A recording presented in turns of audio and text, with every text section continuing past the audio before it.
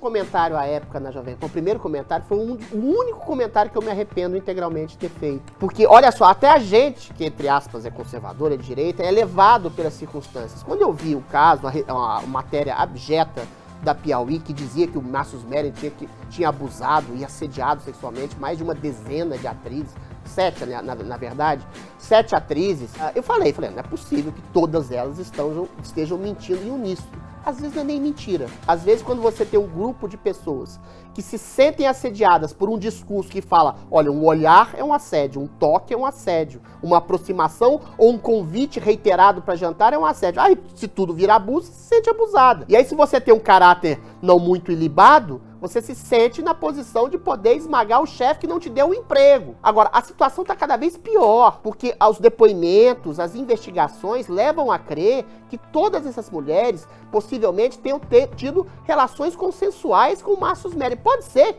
que ele tenha sido invasivo, pode ser que ele tenha sido vulgar, pode ser que ele tenha sido chulo, mas eventualmente as provas são muito cabais do fato de que é mais provável que essas mulheres, particularmente a Dani Calabresa, tenham feito tudo para sacanear o Melling porque não teriam recebido o emprego ou a projeção dentro da Globo. Todo mundo sabe que na Globo é um surubão danado, todo mundo sabe que tem relações de poder misturadas com sexo. O Márcio Smelling admitiu que teve afeto com essas mulheres. Agora, os casos são terríveis. Por exemplo, quando a Dani Calabresa disse que o Márcio Smelling tinha mostrado a giromba pra ela numa festa determinada, 2, 3 dias depois, ela mandou fotos nuas pra ele, mandou fotos de nude pra ele.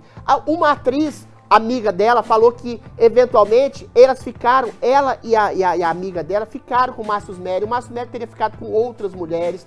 Um ator, amigo da Dani Calabresa, tinha dito que ela tinha dito aos risos pra ele, que tinha ficado com ele, que ele tinha mostrado o bililiu pra ela também. Ou seja, tudo leva a crer que as relações, embora vulgares, embora chulas, embora o Márcio Smelling tenha se comportado de maneira vulgar, tenham sido consensuais. Ou, eventualmente, ele teria cantado uma ou outra mulher que não teria dado bola pra ele, mas isso é do jogo. Existe uma zona cinzenta, Marco Antônio, no processo de sedução, e aí a gente tem que tomar muito cuidado com isso. Um cara que é meio chato, que é meio invasivo, não necessariamente é um criminoso.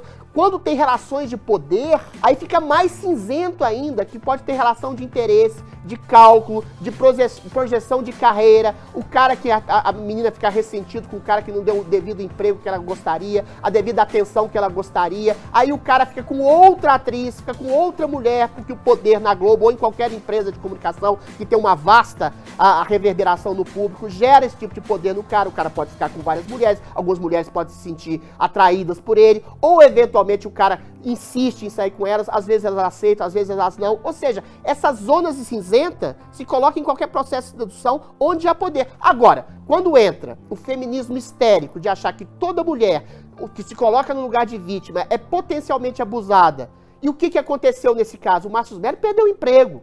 Foi colocado como abusador, como assediador, como estuprador em série. A vida dele foi destruída. Foi absolutamente anulada por causa dessa questão feminista que coloca o homem como potencial abusador sempre e a mulher como potencial abusada. E o cálculo dessas mulheres, para além dessa legitimação desse discurso feminista que diz que tudo é abuso, é claro que envolveu um cálculo de projeção de querer destruir um cara que eventualmente não deu a devida atenção e a legitimidade de poder que elas queriam. Então junta o discurso feminista que acha que tudo é abuso, existe o cálculo de caráter de algumas mulheres que se colocam no lugar de vítimas para poder massacrar ou se colocar no papel de vítima para poder ter uma reverberação midiática, social. Isso tudo em quê? Em prejuízo de uma pessoa. Quer seja o Johnny Depp, quer seja alguém, o Dustin Hoffman lá no Me Too, que tocou no joelho de uma mulher e é colocado como assediador, ou no caso do Márcio Smelling, que ele mesmo falou que se comportou como um fauno, mas que foi consensual da parte das outras mulheres, que foi destruído, que foi anulado, que foi perseguido, que foi processado, que foi demitido. Ou seja, tudo isso é no cálculo de um feminismo histérico que coloca as mulheres como boazinhas e homens como canalhas, como estupradores, como abusadores. Tudo isso é culpa de um feminismo estrutural, esse sim, estrutural, que está arruinando as relações entre homens e mulheres, colocando homens como vilões e mulheres como heroínas.